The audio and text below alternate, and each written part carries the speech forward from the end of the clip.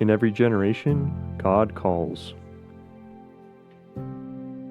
He calls men to do something extraordinary, not for wealth, not for fame, not for power, but to become what the world needs most, priests who will shepherd. In the Diocese of Salina, that call is being answered. Young men are stepping forward, leaving behind careers and interests to serve. They're saying yes to formation, yes to sacrifice, yes to a life poured out for others. Before a priest stands at the altar, before he preaches a homily, before he is called Father, he is formed.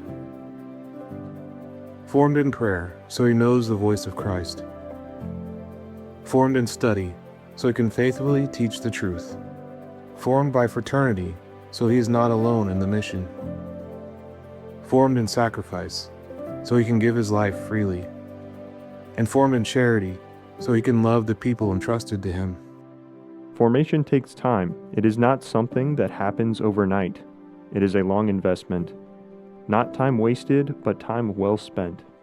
The word formation comes from the Latin formare, which means to shape, to mold. Formation is more than learning what to do. It is becoming who they are called to be. It requires sacrifice, commitment, and support. And that's exactly what happens in seminary. Year by year, day by day, prayer by prayer, a man is shaped into the image of Christ, the Good Shepherd. A common question that we get is, why does it take 7 years, maybe 8 years? Which is a great question. It is a lot of time, but as I've entered into seminary this year, I've seen just how much there is to learn. First of all, just about myself, about the church, about our faith, that there's a lot to take in before we can be the leaders in the parish that the church deserves. There's a lot of stuff we have to learn. There's 4 classical pillars of formation, they say. There's the intellectual pillar, which is just learning about the faith, learning about how other people think about the faith. There's the human formation pillar, which is like getting to know yourself, making sure you're psychologically healthy, physically healthy. The spiritual formation, learning to know Jesus Christ, learning how to pray, share your heart with him. And then pastoral formation, which is learning how to serve the people in the way that they can receive. And as you can imagine, that's a lot of stuff to learn. And so, yeah, it's important for us to practice that for a good 8 years. And I still find myself learning stuff even to this day. Probably will the rest of my life.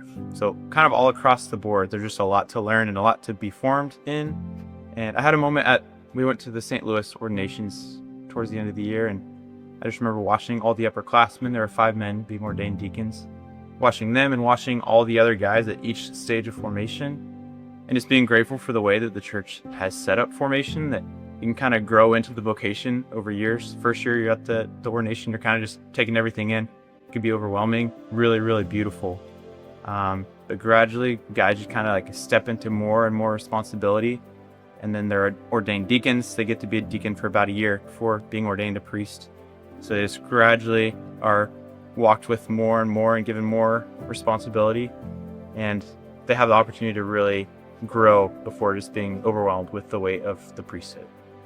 Seminarians in the Diocese of Salina are preparing to serve your parish in your hardest moments and your greatest joys. They will walk with you through valleys of grief and mountaintops of celebration. They will be there when you need them most, and they're being formed for that sacred responsibility right now. Your gift to the Seminarian Appeal does more than support their education. It shapes the shepherds who will one day shepherd you. Through theological education, they are grounded in truth. Through spiritual direction, their relationship with Christ is deepened. Through their pastoral training, they are prepared for real ministry. Through retreats, their vocation is strengthened. Your gift shapes the priests who will serve your children. It forms the confessors who will absolve your sins. It prepares the shepherds who will guide this diocese for the next 20, 40, 60 years. These men have heard the voice of the Good Shepherd. They've answered his call. They're preparing to lay down their lives for you. The investment we make in them today will shape the church for generations to come. Now the question is, will you answer the call to support them?